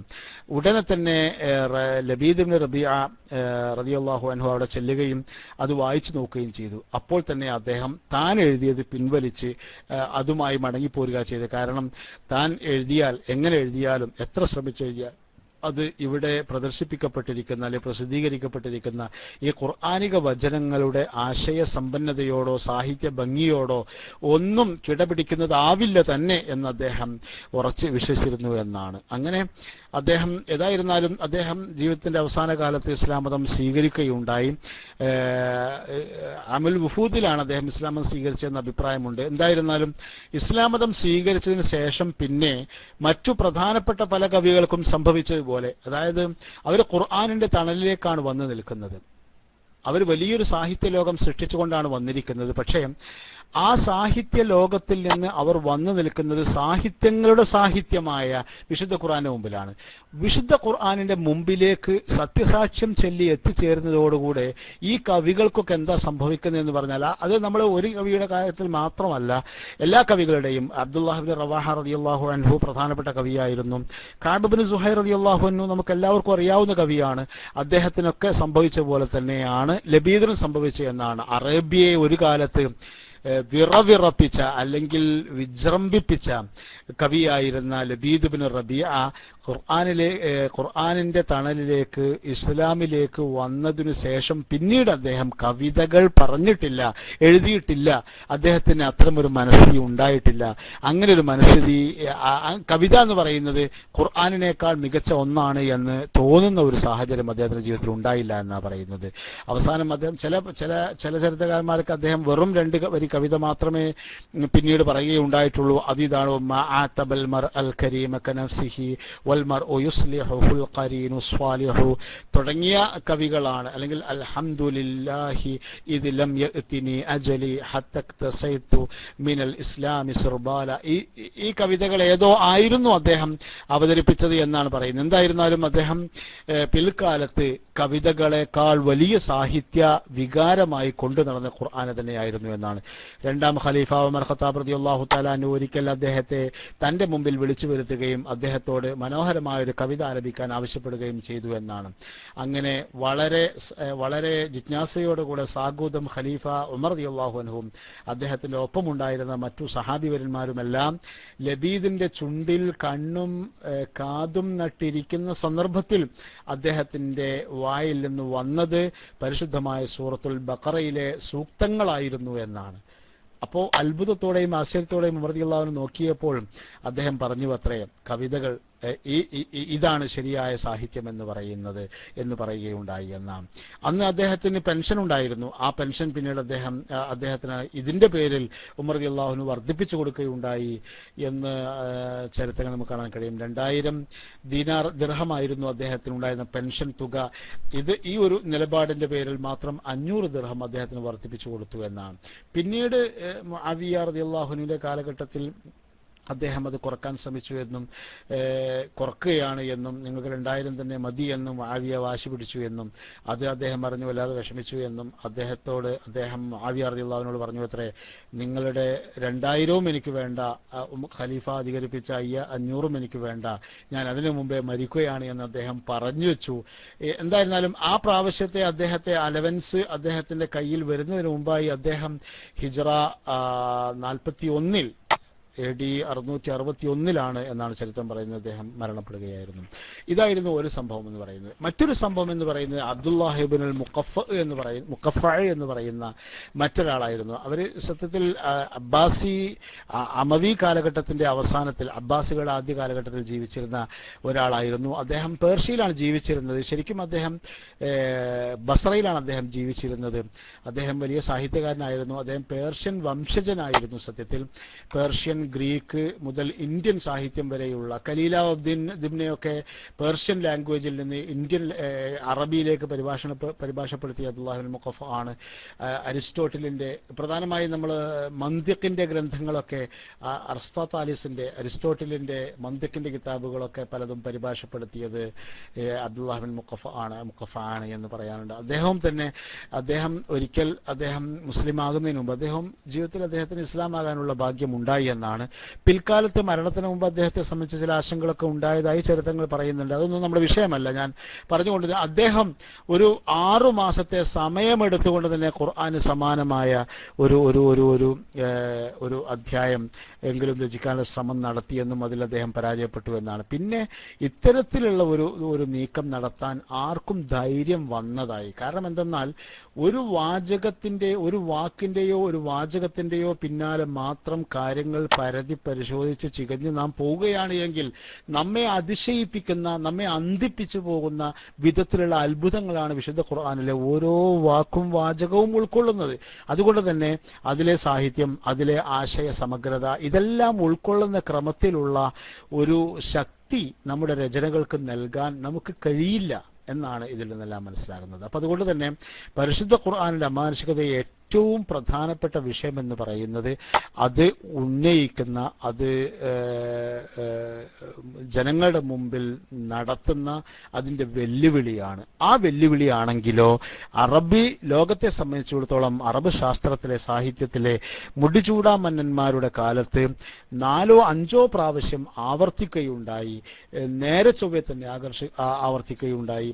നേരെ ചൊവ്വയല്ലാതെ ഇൻഡയറക്റ്റ് ആയി അല്ലാഹു സുബ്ഹാനഹു വ തആല എത്രയോ പ്രാവശ്യം ഈ വെല്ലുവിളി ആവർത്തിച്ച് പറഞ്ഞിട്ടുള്ള കാര്യമാണ്. ആ വെല്ലുവിളി ഇപ്പോഴും നിലനിൽക്കുന്ന കാര്യവുമാണ്. ഇത് ഏറ്റവും പ്രധാനപ്പെട്ട ഒരു കാര്യമാണ്. ഖുർആന്റെ അമാനുഷികതയും ഖുർആന്റെ വിസ്മയങ്ങളും ഖുർആന്റെ കൗതുകവും എല്ലാം കാണാൻ വേണ്ടി നാം സഞ്ചാരം ആരംഭിക്കുമ്പോൾ തീർച്ചയായും നമ്മൾ മനസ്സിലാക്കേണ്ട ചില ആമുഖങ്ങളാണ് ഞാൻ പറഞ്ഞുകൊണ്ടിരിക്കുന്നത്. രണ്ടാമത്തെ കാര്യം, പരിശുദ്ധ ഖുർആൻ കൈകാര്യം ചെയ്യുന്ന അദൃശ്യ വൃത്താന്തങ്ങളാണ്. ഒരുപാട് അദൃശ്യങ്ങളെ സംബന്ധിച്ച് വിശുദ്ധ ഖുർആൻ വളരെ വ്യക്തമായി പറയുകയുണ്ടായി. ഈ അദൃശ്യങ്ങളിൽ 2-3 തരമായി നമുക്ക് പറയാൻ കഴിയും. ചിലത് വളരെ പൗരാണികമായ ചില കാര്യങ്ങളെ സംബന്ധിച്ച് വിശുദ്ധ ഖുർആൻ പ്രവചനം നടത്തിയതായി അല്ലെങ്കിൽ പറയുന്നതായി നമുക്ക് കാണാൻ കഴിയും. ചിലത് സമീപകാലത്ത് നടന്ന, മഹാനായ നബി തിരുമേനി സല്ലല്ലാഹു അലൈഹി വസല്ലം തങ്ങളുടെ കാലഘട്ടത്തെ സംബന്ധിച്ചിടത്തോളം സമീപകാലത്ത് വരാനിരിക്കുന്ന, കഴിഞ്ഞുപോയ ചില കാര്യങ്ങളെപ്പറ്റി വിശുദ്ധ ഖുർആൻ പരാമർശിക്കുന്നതായി കാണാൻ കഴിയും. മാത്രമല്ല, മൂന്നാമത്തെ ശ്രേണിയിലുള്ളത് തൊട്ടടുത്ത കാലത്ത് വരാനിരിക്കുന്ന ചില കാര്യങ്ങളെ സംബന്ധിച്ച് ഖുർആൻ ധൈര്യസമേതം പ്രവചിക്കുന്നതായിട്ടും കാണാൻ കഴിയും. അപ്പോൾ ഇത് വല്ലാത്ത ഒരു ധൈര്യമാണ്. സത്യത്തിൽ ഞാനിപ്പോൾ ഒരു ഗ്രന്ഥം രചയിതാവാണ് എങ്കിൽ ഞാൻ എൻ്റെ ഗ്രന്ഥത്തിൽ എഴുതുന്ന കാര്യങ്ങൾ എന്ന് പറയുന്നത് ഒരു പക്ഷേ അടുത്ത വർഷം അത് തെറ്റായി വന്നേക്കാം. അല്ലെങ്കിൽ ഞാൻ പറയുന്ന കാര്യങ്ങൾ അടുത്ത വർഷത്തിന്റെ ശേഷമുള്ള വർഷങ്ങളിലോ അല്ലെങ്കിൽ നാളെ തന്നെ ചിത്രങ്ങളൊക്കെ മാറി വന്നേക്കാം. അതുകൊണ്ട് തന്നെ ഒരു ഗ്രന്ഥകാരനെ സംബന്ധിച്ചിടത്തോളം അയാൾ എഴുതുന്ന വസ്തുതകൾ മുഴുവനും, അയാൾ എഴുതുന്ന കാര്യങ്ങൾ അല്ലെങ്കിൽ അയാൾ പറയുന്ന ചരിത്രങ്ങൾ, അതിന്റെ സത്യസന്ധത, അല്ലെങ്കിൽ അയാൾ നടത്താനിരിക്കുന്ന പ്രവചനങ്ങൾ, അതിന്റെ ആധികാരികത, ഇതെല്ലാം ഉറപ്പിച്ചു പറയാൻ ആർക്കും ധൈര്യമുണ്ടാവില്ല. ഒരു ധൈര്യത്തിന് നമ്മൾ അങ്ങോട്ട് എഴുതുന്നു എന്ന് മാത്രമേ ഉള്ളൂ. എന്നാൽ വിശുദ്ധ ഖുർആൻ അങ്ങനെയല്ല. ഈ ലോകം അവസാനിക്കുന്നത് വരേക്കും നിലനിൽക്കുന്ന വിശുദ്ധ ഗ്രന്ഥം. ഈ ലോകത്ത് ഏതെല്ലാം തലങ്ങളിലേക്കാണ് ലോകം വികാസപ്പെടുക, ലോകത്തിന്റെ ശാസ്ത്രം എവിടെയെല്ലാം എത്താം. ഉദാഹരണമായിട്ട് തേനീച്ചയെ സംബന്ധിച്ച് പറയുമ്പോൾ 1400 വർഷങ്ങൾക്ക് മുമ്പ് തേനീച്ചയുടെ സ്വഭാവം, തേനീച്ചയെ പറ്റിയുള്ള ശാസ്ത്രം, അതൊക്കെ എന്താണ് എന്ന് അവിടെയുള്ള ആൾക്കാരെ സംബന്ധിച്ചിടത്തോളം നമുക്കെല്ലാം ഊഹിക്കാവുന്നതാണ്. അതേസമയം പിന്നീട് ശാസ്ത്രമൊക്കെ പുരോഗതി പ്രാപിച്ചപ്പോൾ ഒരുപാട് ശാസ്ത്രീയ സത്യങ്ങളിലൂടെ വീണ്ടും പുതിയ കാര്യങ്ങൾ ഓരോ ദിവസവും കണ്ടെത്തുന്ന ഒരു സാഹചര്യം വരുമ്പോൾ അതിനോടെല്ലാം ടാലിയാകുന്ന വിധത്തിൽ, അതിനെല്ലാം സത്യവൽക്കരിക്കുന്ന വിഷയത്തിൽ, അല്ലെങ്കിൽ അതല്ല അതിനോടൊന്നും ഒരിക്കലും എതിരാവാത്ത വിധത്തിൽ നേരത്തെ തന്നെ ഒരു കാര്യം പറഞ്ഞു വെക്കുക എന്ന് പറയുന്നത് അത് അപാരമായ ധൈര്യമാണ്. അത് മാനുഷികമല്ല, അത് അമാനുഷികമാണ്. അതുകൊണ്ട് തന്നെ വിശുദ്ധ ഖുർആനിന്റെ അമാനുഷികതയെ കാണാൻ നമ്മൾ ശ്രമിക്കുമ്പോൾ നമുക്ക് വിശുദ്ധ ഖുർആൻ കൈകാര്യം ചെയ്യുന്ന അദൃശ്യ വൃത്താന്തങ്ങൾ, അദൃശ്യ വാർത്തകൾ, വൃത്താന്തങ്ങൾ. അതിൽ പ്രധാനമായി 3 കാര്യങ്ങളാണ്. ഒന്ന്, വളരെ പൗരാണികമായ ചരിത്രങ്ങൾ ധൈര്യസമേതം വിശുദ്ധ ഖുർആൻ പറയുന്നു. 2, നബി തിരുമേനിയെ സംബന്ധിച്ചിടത്തോളം സമീപകാലത്തുള്ളത് എന്ന് പറയാവുന്ന സംഭവങ്ങൾ നബി സല്ലല്ലാഹു അലൈഹി വസല്ലം തങ്ങൾ വിശുദ്ധ ഖുർആനിലൂടെ ആധികാരികമായി പറയുന്നു. മാത്രമല്ല നബി സല്ലല്ലാഹു അലൈഹി വസല്ലം തങ്ങൾ വളരെ ശക്തമായ ചില പ്രവചനങ്ങൾ നടത്തുകയും ചെയ്യുന്നു.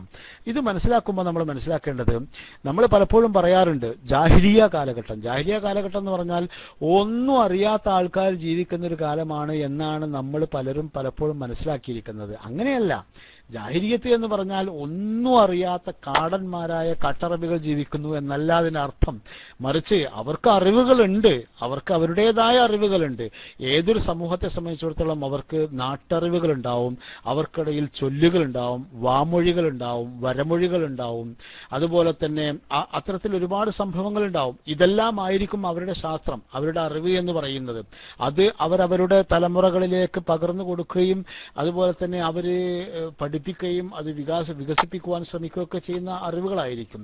ഇത്തരത്തിലുള്ള അറിവ് നമ്മുടെ കാലഘട്ടത്തിനനുസരിച്ചുള്ള ഒരു അറിവ് നമുക്കെല്ലാവർക്കും ഉണ്ട് എന്ന് പറയുന്നത് പോലെ തന്നെ ജാഹിലിയ കാലഘട്ടത്തിൽ ജീവിച്ചിരുന്ന അറബികളെ സംബന്ധിച്ചിടത്തോളം അവർക്കും അത്തരത്തിലുള്ള ഒരു അറിവുണ്ടായിരുന്നു. പക്ഷേ അവരുടെ ആ അറിവിന് ശരിയായ ദിശയിലേക്ക് മനുഷ്യജീവിതത്തെ നയിക്കാൻ മാത്രമുള്ള വെളിച്ചമുണ്ടായിരുന്നില്ല എന്ന് മാത്രമാണ് ആ ജാഹിലിയത്ത് അല്ലെങ്കിൽ ഡാർക്ക് ഏജ് എന്നൊക്കെ പറഞ്ഞാൽ അതിന്റെ അർത്ഥം.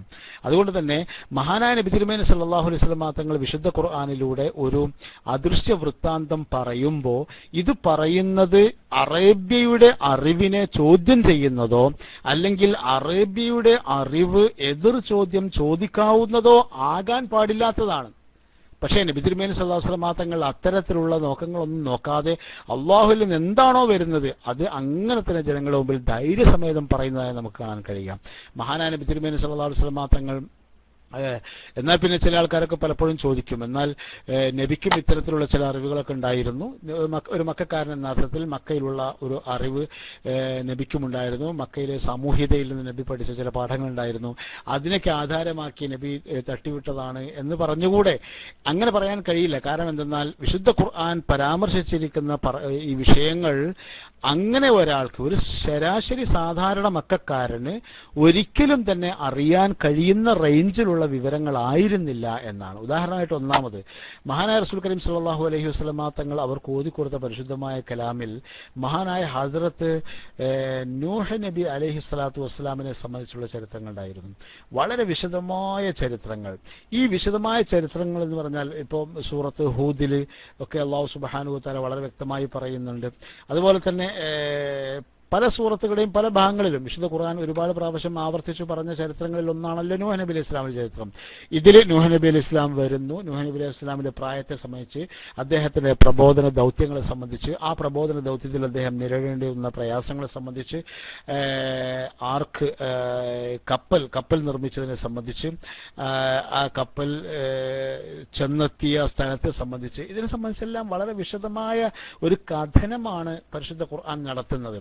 അതെല്ലാം പറഞ്ഞതിന് ശേഷം അല്ലാഹു സുബ്ഹാനഹു വ തആല പറയുന്നു, നോക്കും, ദാലിക മിൻ നംബഇൽ ഗൈബ്, ഈ പറഞ്ഞതെല്ലാം നൂഹ് നബിയെ സംബന്ധിച്ചുള്ള ഈ കാര്യങ്ങൾ എല്ലാം മിൻ അംബഇൽ ഗൈബ്, ഇതെല്ലാം അദൃശ്യ വൃത്താന്തങ്ങളിൽപ്പെട്ടതാണ്. നൂഹിഹ ഇലൈക, അത് നിങ്ങൾക്ക് നാം ദിവ്യബോധനമായി നൽകുന്നു, നിങ്ങൾക്ക് നാം ദിവ്യബോധനമായി നൽകുന്നു. അല്ലാഹു സുബ്ഹാനഹു വ തആല പറയുന്നു. തുടർന്ന് അല്ലാഹു പറയാൻ, മാ കുന്ത തഅലമുഹ അൻത വലാ ഖൗമുക, നിങ്ങൾക്കോ നിങ്ങളുടെ ഖൗമിനോ അതറിയില്ല. അല്ലാഹു സുബ്ഹാനഹു വ തആല ഇതെല്ലാം അംബാഉൽ ഗൈബിൽപ്പെട്ടതാണ് എന്ന് പറയുമ്പോൾ ഉണ്ടാകുന്നതിലേറെ, ഇതെല്ലാം നിങ്ങൾക്ക് നാം വഹിയായി നൽകുന്നതാണ് എന്ന് പറയുമ്പോൾ ഉണ്ടാകുന്നതിലേറെ വലിയ ഒരു വർത്തമാനമാണ് ഇപ്പൊ പറയുന്നത്. മാ കുന്ത തഅലമുഹ അൻത വലാ ഖൗമുക, നിങ്ങൾക്കും നിന്റെ ഖൗമിനും അറിയാത്തൊരു സംഭവമാണ് ഞാൻ പറഞ്ഞത്. ഇത് കേൾക്കുന്ന അറേബ്യയിലെ ഏതെങ്കിലും ഒരാൾ സ്വാഭാവികമായും വന്നുകൊണ്ട്, മുഹമ്മദ് നിന്റെ ഖുർആൻ എന്താ അങ്ങനെ പറയാൻ കാരണം? എനിക്കറിയാം, നൂഹ് നബിയുടെ കഥകൾ, ഈ പറഞ്ഞ കഥകളൊക്കെ എനിക്കറിയാം, നേരത്തെ അറിയാം. നിന്റെ ഉപ്പ പറഞ്ഞ ഞാൻ കേട്ടിട്ടുണ്ട്, നിന്റെ വല്യപ്പ പറഞ്ഞ ഞാൻ കേട്ടിട്ടുണ്ട്, അല്ലെങ്കിൽ ഞാൻ ഇന്നോട് കേട്ടിട്ടുണ്ട്, ഇന്ന ആൾ പറയുന്നത് കേട്ടിട്ടുണ്ട്, ഞങ്ങളുടെ അസാത്തീറുൽ അവ്വലീനിൽ ഈ കഥയുണ്ട് എന്നവർക്ക് ധൈര്യമായി വന്ന് പറയാം. പക്ഷേ അങ്ങനെ ഒരാൾക്ക് പോലും വന്നു പറയാൻ കഴിയില്ലായിരുന്നു സത്യത്തിൽ നൂഹ് നബിയെ സംബന്ധിച്ച് വിശുദ്ധ ഖുർആൻ പറഞ്ഞ ചരിത്രങ്ങൾ എന്നാണ്. അപ്പോ ഖുർആൻ പറയുന്ന ഈ വളരെ പൗരാണികമായ ചരിത്രങ്ങൾ, ആ ചരിത്രങ്ങളൊക്കെ തന്നെയും മക്കായിലെ ഒരു ശരാശരി മക്കാരനെ സംബന്ധിച്ചിടത്തോളം, ഒരു അറബിയെ സംബന്ധിച്ചിടത്തോളം അയാൾക്ക് ഗ്രാഹ്യമാകുന്ന റേഞ്ചിലുള്ളതായിരുന്നില്ല. അതുകൊണ്ട് തന്നെ ഇത് മാനുഷികമല്ല, മനുഷ്യർക്കറിയുന്നതല്ല, ഇത് അമാനുഷികമാണ് എന്നതിന്റെ ഏറ്റവും വലിയ തെളിവായിരുന്നു അത്. അവർക്കറിയാമായിരുന്നുവെങ്കിൽ ഖുർആനെ പല നിലക്കും എതിർക്കാൻ വേണ്ടി ശ്രമിച്ചിരുന്ന ആൾക്കാരാണ് അവര്. അതുകൊണ്ട് തന്നെ ഖുർആനിന്റെ ആശയഭദ്രതയെ തകർക്കാൻ അവർക്ക് വളരെ എളുപ്പമുണ്ടായിരുന്നു. ഒരാൾ കച്ചകെട്ടി വന്ന് ഈ കഥയ്ക്ക് എനിക്കറിയാം, അല്ലെങ്കിൽ ഒക്കെ മാപ്പ് പറഞ്ഞിട്ടുണ്ട്, വല്ലിപ്പ് പറഞ്ഞ് ഞങ്ങൾ കേട്ടിട്ടുണ്ട്, അല്ലെങ്കിൽ ഇന്നോടത്തുണ്ട്, ഇന്ന ആൾ പറഞ്ഞിട്ടുണ്ട് എന്ന് പറഞ്ഞാൽ തന്നെ ഖുർആനിന്റെ ആധികാരികതയെ ചോദ്യം ചെയ്യാൻ അവർക്ക് കഴിയുമായിരുന്നല്ലോ. ഖുർആനിനെ തകർക്കാൻ വേണ്ടി നോമ്പ് നോറ്റിരിക്കുന്ന ഒരു സമൂഹത്തെ സംബന്ധിച്ചിടത്തോളം അവർക്ക് വല്ലാത്ത ഒരു വടി തന്നെ ആയിരിക്കും അത്. പക്ഷേ എന്നിട്ടും അത്തരം ഒരു ശ്രമം ഉണ്ടായില്ല. അപ്പോ പറഞ്ഞുകൊണ്ടുവരുന്നതാണ്, വിശുദ്ധ ഖുർആൻ കൈകാര്യം ചെയ്യ വളരെ പൗരാണികമായ ചരിത്രങ്ങൾ, ആ ചരിത്രങ്ങൾ തന്നെ വളരെ ആധികാരികമായിരുന്നു, അമാനുഷികമായിരുന്നു എന്നാണ്. ഇനി രണ്ടാമത്തെ ശ്രേണിയിൽ സമീപകാലത്ത് നടന്നതിന്റെ ഉദാഹരണമായി നമുക്ക് പറയാനുള്ളത് യൂസുഫ് അലൈഹി സ്വലാത്തു വസ്സലാമിന്റെ ചരിത്രമാണ്. യൂസുഫ് അലൈഹി സ്വലാമിന്റെ സൂറത്ത് യൂസുഫ് തന്നെ, അഹ്സനുൽ ഖസസ് എന്ന് പറയുന്ന സൂറത്ത് യൂസുഫ് നമുക്ക് എല്ലാവർക്കും അറിയാം. ഒരു സൂറത്തിൽ ഏകദേശം യൂസുഫ് നബി അലൈഹി സ്വലാമിന്റെ വളരെ മനോഹരമായ ചരിത്രം ഏകദേശം അതിൻ്റെതായ എല്ലാ പകിട്ടോടുകൂടെയും അല്ലാഹു സുബ്ഹാനഹു വ തആല അവതരിപ്പിക്കുകയാണ്. ഇത് ഈ സൂറത്ത് ഇറങ്ങാൻ തന്നെ ഒരു കാരണമുണ്ടായി എന്നാണ്. ചില ആൾക്കാർ വന്നിട്ട്, മക്കായിലെ ചില ആൾക്കാർ വന്നിട്ടും യൂസുഫ് നബിയെ സംബന്ധിച്ചുള്ള ഒരു ചോദ്യം നബിയോട് ചോദിക്കുകയാണ്. അവർ സത്യത്തിൽ ജൂതന്മാരുടെ ഒരു പിൻബലത്തോടെ ചോദിക്കുന്നത്. അവർ ചോദിക്കുന്നത് എന്താണ്? യൂസുഫ് നബി എന്ന് പറഞ്ഞാൽ യാക്കൂബ് നബിന്റെ മകനല്ലേ? യാക്കൂബ് നബി എന്ന് പറഞ്ഞാൽ ഇസ്ഹാഖ് നബിന്റെ മകനല്ലേ? ഇസ്ഹാഖ് നബി പറഞ്ഞാൽ ഇബ്രാഹിം നബിന്റെ മകനല്ലേ? ഇബ്രാഹിം നബി ഇറാഖിലെ ഉറിലാണ് അദ്ദേഹം ജനിച്ചത്, അദ്ദേഹം ജീവിച്ചത് പലസ്തീനിലാണ്. ഇസ്ഹാഖ് നബി, ഇവരൊക്കെ തന്നെയും പലസ്തീൻ, ജെറൂസലം, ഷാം നാടുകളിലാണ് ഇവരുടെ എല്ലാം പ്രദേശം. ശരിക്കും യൂസുഫ് നബിയുടെ നാട് എന്ന് പറയുന്നത് കനാൻ എന്ന് പറയുന്ന പ്രദേശമാണ്, അത് ഷാമിലെ പ്രദേശമാണ്. പിന്നെ മുഹമ്മദ്, എങ്ങനെയാണ് നിന്റെ ഖുർആൻ യൂസുഫ് നബിയുടെ ചരിത്രം ഈജിപ്തിലാണ് എന്ന് പറയുന്നത്? അല്ലെങ്കിൽ ഈജിപ്തിൽ എങ്ങനെയാണ് യൂസുഫ് നബിക്ക് ചരിത്രം ഉണ്ടായത്? അല്ലാഹു സുബ്ഹാനഹു വ തആല ഈ ചോദ്യത്തിന് നേർക്ക് നേർ ഉത്തരം നൽകിയെന്നാണ്. മഹാനായ റസൂൽ കരീം സല്ലല്ലാഹു അലൈഹി വസല്ലം തങ്ങളോട് മക്കായിലെ മുശ്രിക്കീങ്ങൾ നബിയെയും ഖുർആനിനെയും വട്ടം ചുറ്റിക്കുക എന്ന ലക്ഷ്യത്തോടുകൂടെ അവർ വന്നുകൊണ്ട് ഇത്തരത്തിലുള്ള ഒരു ചോദ്യം ചോദിച്ചപ്പോഴാണ് അല്ലാഹു സുബ്ഹാനഹു വ തആല ഈ സംഭവങ്ങളെല്ലാം ഉൾക്കൊള്ളുന്ന വിശദമായ യൂസുഫ് സൂറത്ത് ഇറക്കിക്കൊണ്ട് അവർക്ക് മറുപടി പറഞ്ഞു എന്നാണ്. അവർക്ക് മറുപടി പറഞ്ഞപ്പോൾ അവർക്ക് കാര്യങ്ങളെല്ലാം മനസ്സിലായി, വളരെ വ്യക്തമായി. യാക്കൂബ് നബി അലൈഹി ഇസ്ലാമിന് പുത്രന്മാരോടുണ്ടായ സ്നേഹവും ആ സ്നേഹത്തിനെ തുടർന്ന് യാക്കൂബ് നബിയുടെ മക്കൾ തൻ്റെ ഏറ്റവും ചെറിയ മകനായിരുന്ന യൂസുഫിനെതിരെ നടത്തിയ കുൽസിത ശ്രമങ്ങളും ആ ശ്രമങ്ങൾക്കൊടുവിൽ അദ്ദേഹം ഈജിപ്തിലെ മാർക്കറ്റിൽ എത്തിച്ചേരുന്നതും അവസാനം അദ്ദേഹം ഈജിപ്തിലെ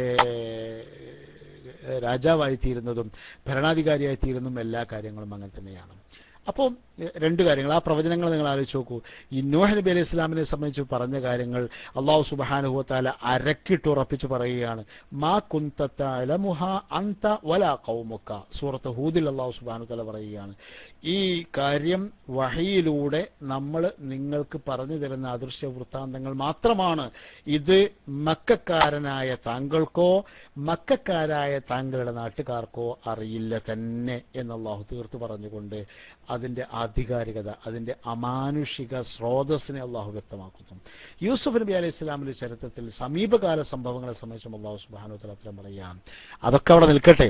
അതിനേക്കാൾ വലിയ പൊള്ളുന്ന വിഷയം അള്ളാഹു സുബ്ഹാനഹു വ തആല ഈ ശ്രേണിയിൽ കൈകാര്യം ചെയ്തത് വരാനിരിക്കുന്ന പ്രവചനങ്ങളെ സംബന്ധിച്ചാണ്. വരാനിരിക്കുന്ന പ്രവചനങ്ങൾ എന്ന് പറയുന്നത് ഖിയാമത്ത് നാളുണ്ടാകും, ദജ്ജാൽ വരും, മഹ്ദിമാം പുറപ്പെടും, ഇങ്ങനെ ഈസാ മസീഹ് അലൈഹിസ്സലാം വരും, ഇങ്ങനെയുള്ള കാര്യങ്ങളെ സംബന്ധിച്ച് നടത്തിയ പ്രവചനങ്ങളല്ല, മറിച്ച് വളരെ സ്ഫോടനാത്മകമായ ചില പ്രവചനങ്ങൾ നടത്തുകയുണ്ടായി. അതിലെ ഒരു ഉദാഹരണം കൂടി പറഞ്ഞ് ഞാൻ ഇന്നത്തെ വിഷയം അവസാനിപ്പിക്കാൻ പോവുകയാണ്, കാരണം നമുക്ക് മറ്റു പരിപാടികളിലേക്ക് വരേണ്ടതുണ്ട്. പക്ഷേ ഈ വിഷയം എന്തായിരുന്നു എന്ന് വെച്ചാൽ 2-3 കാര്യങ്ങളുണ്ട്. അതിലേറ്റവും ചെറുതെടുത്ത് നമ്മൾ പരിശോധിക്കുകയാണെങ്കിൽ, ഒന്ന്, നബി സല്ലല്ലാഹു അലൈഹി വസല്ലം തങ്ങൾ മക്കയിൽ ഏകദേശം ഒരു നുബുവത്തിന്റെ ഒരു 6-ാം വർഷം 7-ാം വർഷം 8-ാം വർഷം തുടങ്ങിയ ഈ കാലഘട്ടങ്ങളിൽ അന്നൊക്കെ വല്ലാത്ത പീഡനങ്ങൾ അനുഭവിക്കുന്ന കാലമായിരുന്നു. ഒരു വിഭാഗം സഹാബിമാർ അബ്സീനിയയിലേക്ക് ഹിജറ പോയ സന്ദർഭമായിരുന്നു. ശത്രുക്കളുടെ നീക്കങ്ങൾ വളരെ ശക്തമായിരുന്നു. അബ്സീനിയ ഹിജറ അതൊന്ന്. ഷുഐബ് അബൂ താലിബിൽ മഹാനായ നബിയും കുടുംബവും ഉപരോധിക്കപ്പെട്ട് കഴിയുന്ന കാലം. ആ കാലഘട്ടത്തിൽ സൂറത്തുൽ ഖമറിൽ ഒരു ആയത്തിറങ്ങി. എന്തായിരുന്നു ആയത്തെന്നറിയോ? സയുഹ്സമുൽ ജംഉ വയുവല്ലൂനദ്ദുബുർ. അള്ളാഹു സുബ്ഹാനഹു വതആല പറയുകയാണ് സയുഹ്സമുൽ ജംഉ. അള്ളാഹു ഉദ്ദേശിക്കുന്നത് നബിയെ താങ്കൾക്കെതിരെ സംഘടിച്ചിരിക്കുന്ന ശത്രുസേനയുണ്ടല്ലോ, അവർ ഛിന്ന ഭിന്നമായി പോകും, പരാജിതരായി പോകും. മാത്രമല്ല വയുവല്ലൂനദ്ദുബുർ, അവർ അവർ അവർ പിന്തിരിഞ്ഞോടുകയും ചെയ്യും. അള്ളാഹു സുബ്ഹാനഹു വതആല പറയുകയാണ്. ഈ ആയത്ത് കേൾക്കുന്ന ഏതൊരു മനുഷ്യനും സത്യത്തിൽ ആശങ്കപ്പെട്ടു പോകും. കാരണം ഇത് ഇറങ്ങുന്നത് നുബുവത്തിന്റെ 7-ാം വർഷമോ 8-ാം വർഷമോ ഒക്കെയാണ്. എന്ന് പറഞ്ഞാൽ ഏറ്റവും വലിയ ഇൽത്തിഹാദാത്ത് നടക്കുന്ന സമയമാണ്. അതായത് നബി തിരുമേനി സല്ലല്ലാഹു അലൈഹി വസല്ലമ തങ്ങളെയും അനുയായികളെയും ക്രൂരമായി മക്കായിലെ ജനങ്ങൾ വേട്ടയാടി.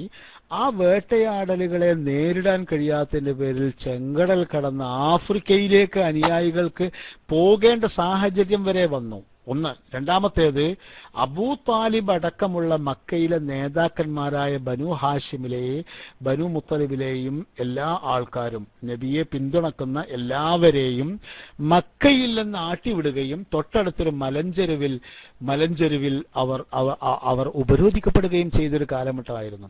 ഈ സമൂഹം എല്ലാ അർത്ഥത്തിലും അടിച്ചമർത്തപ്പെടുന്ന ക്രൂശിക്കപ്പെടുന്ന ക്രൂരമായി വേട്ടയാടപ്പെടുന്ന ഒരു ജനത, ആ ജനതയോട് അല്ലെങ്കിൽ ആ ജനതയുടെ ചുറ്റും നിൽക്കുന്ന ജനങ്ങളോട് അള്ളാഹു പറയാണ്. എന്താ പറയുന്നത്?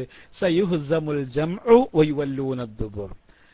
ഈ സംഘങ്ങളൊക്കെ പരാജയപ്പെടും, അവരെല്ലാം പിന്തിരിഞ്ഞോടും. സത്യത്തിൽ അന്ന് മക്കായിലെ ഒരു ശരാശരി മുശ്രിക്ക് ഇത് കേട്ടാൽ മുഹമ്മദിന് ഭ്രാന്താണ് സല്ലല്ലാഹു അലൈഹി വസല്ലം എന്ന് പറയുക തന്നെ ചെയ്യും. കാരണം എന്തെന്നാൽ ഇത്രമേൽ ക്രൂശിക്കപ്പെടുന്ന ഒരാള് പറയുകയാണ്, ഞങ്ങൾ സടകുടഞ്ഞ് എഴുന്നേൽക്കുമെന്ന് പറയുകയാണ്. ഇതൊരു വികലാംഗന്റെ ഒരു ഒരു ഒരു ഒരു ഒരു ധൈര്യപ്രകടനം പോലെ മാത്രമേ ജനങ്ങൾക്കൊരു പരിഹാസ്യമായിട്ട് മാത്രമേ കാണാൻ കഴിയൂ.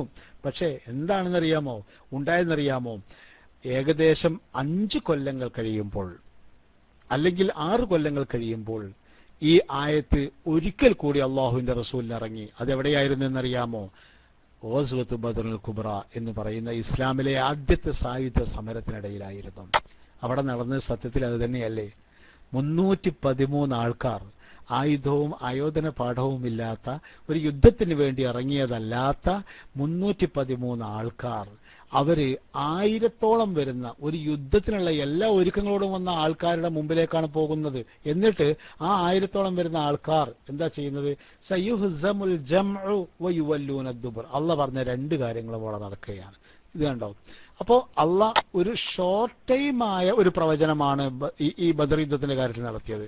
അത് നടന്നു. അത് ഈ മുശ്രിക്കീങ്ങളായ ആൾക്കാർക്കും അക്കാലത്തെ മുസ്ലിമീങ്ങളായ ആൾക്കാർക്കും ഒരേപോലെ അനുഭവിക്കാൻ കഴിഞ്ഞു. അതാണ് നമ്മളൊരു പ്രവചനം നടത്തുമ്പോൾ, ഞാനിപ്പോ എൻ്റെ ഒരു പുസ്തകത്തിൽ അടുത്ത കൊല്ലത്തിൽ ഇന്നത് നടക്കുമെന്ന് പറയണമെങ്കിൽ അതിനൊരു അസാമാന്യമായ ധൈര്യം തീർച്ചയായും വേണം. എനിക്കൊരു മാനസികമായ ഉറപ്പ് വേണം. അള്ളാഹു സുബ്ഹാനഹു വ തആല തീർച്ചയായും അത്തരത്തിലുള്ള ഒരു പ്രവചനം നടത്തി അതവിടെ കാണിച്ചു കൊടുക്കുകയും ചെയ്തു. മറ്റൊരു ഉദാഹരണം പറയാം. ഇതേ കാലഘട്ടത്തിൽ ഇറങ്ങിയ മറ്റൊരായത്താണ് തബ്ബത് യദാ അബീ ലഹബിൻ വതബ് എന്നാരംഭിക്കുന്ന സൂറത്തുൽ മസദ് എന്ന് പറയുന്ന സൂറത്ത്. ഈ സൂറത്തിന്റെ പരാമർശം നമുക്കെല്ലാവർക്കും അറിയാം. മഹാനായ നബി തിരുമേനി സല്ലല്ലാഹു അലൈഹി വസല്ലം തങ്ങളുടെ പിതൃവ്യൻ അബൂ ലഹബിനെയും അതുപോലെ തന്നെ അവരുടെ ഭാര്യ ഉമ്മു ജമീലിനെയും ആക്ഷേപിച്ചുകൊണ്ട് ഇറങ്ങിയ ആയത്താണ്. ഈ ആയത്ത് ഇറങ്ങുന്ന സമയത്ത് ഒരു ഉദാഹരണം, Abu Sufyan bin Harb Abu ലഹബിന്റെ അബൂ സുഫിയാന്റെ വലങ്കയ്യായി നിന്ന് ഇസ്ലാമിനും മുസ്ലിമീങ്ങൾക്കെതിരെ ഉള്ള നീക്കങ്ങളെ നയിച്ചുകൊണ്ടിരുന്ന മക്കയിലെ നേതാവായിരുന്നു അബൂ സുഫിയാൻ ബിൻ ഹർബ്. പക്ഷേ ആ അബൂ സുഫിയാൻ ബിൻ ഹർബിനെ പറ്റി അയാൾ മുസ്ലിമാവില്ല, അയാൾക്ക് നാശമാണ്, അയാൾ നശിച്ചു പോകും, അയാൾക്ക് ഹിദായത്തില്ല എന്ന ഒരു പരാമർശം അള്ളാഹു ഖുർആനിലൂടെ നടത്തുകയുണ്ടായില്ലല്ലോ. ഇതേപോലെ എത്രയോ പ്രധാനികളായ ശത്രുക്കൾ, ആ ശത്രുക്കളെ പറ്റി ഒന്നും അള്ളാഹു ഇങ്ങനെ പറഞ്ഞില്ല. കാരണം എന്താണ്? ആ ശത്രുക്കളെ പറ്റിയൊക്കെ നമുക്ക് കാണാൻ കഴിയുന്ന എന്താ? അവരൊക്കെ പിൽക്കാലത്ത് ഇസ്ലാമിലേക്ക് വരുന്ന ഉമർ ഖത്താബ് റളിയല്ലാഹു തആല അൻഹു, അബൂ സുഫിയാൻ, ഇക്രിമ ബിൻ അബൂജഹൽ, അബൂജഹലിന്റെ മകൻ ഇക്രിമ തുടങ്ങിയ ആൾക്കാരില്ലേ, ഈ വലിയ വലിയ പ്രധാനികളായിരുന്ന ആൾക്കാർ അവരൊക്കെ ഇസ്ലാമിലേക്ക് വന്നു. അതേസമയം അള്ളാഹ് നേരത്തെ തന്നെ പ്രവചിക്കുകയാണ് എന്ത്? ഉമർ ഇസ്ലാമിലേക്ക് വന്നാലും അബൂ സുഫിയാൻ ഇസ്ലാമിലേക്ക് വന്നാലും ഇക്രിമ ബിൻ അബൂജഹൽ ഇസ്ലാമിലേക്ക് വന്നാലും ആര് ഇസ്ലാമിലേക്ക് വന്നാലും എന്റെ എളാപ്പയും എളയമയും ഇസ്ലാമിലേക്ക് വരില്ല. അവർക്ക് നാശം തന്നെയാണ് നാശം. പറഞ്ഞതുപോലെ തന്നെ ബദർ യുദ്ധം നടക്കുന്ന ആ കാലഘട്ടത്തിൽ അബൂലഹബ് മാരകമായ ഏതോ അസുഖം ബാധിച്ച് മരണപ്പെടുകയാണ് ചെയ്തത്. അതുവരെയും മുഹമ്മദ് നബിയെ പറ്റിയോ ഇസ്ലാം ദീനെ പറ്റിയോ ഒരു നല്ല വിചാരം പോലും വിചാരിക്കാനുള്ള ഭാഗ്യം അദ്ദേഹത്തിന് ഉണ്ടായില്ല എന്നാണ് ചരിത്രങ്ങൾ. അപ്പോൾ ഖുർആൻ നടത്തിയ പ്രവചനങ്ങളാണ് ആ പ്രവചനം. മറ്റൊരു പ്രവചനം കൂടെ നമുക്ക് പറയാനുണ്ട്. സത്യത്തിൽ നമ്മുടെ സമയം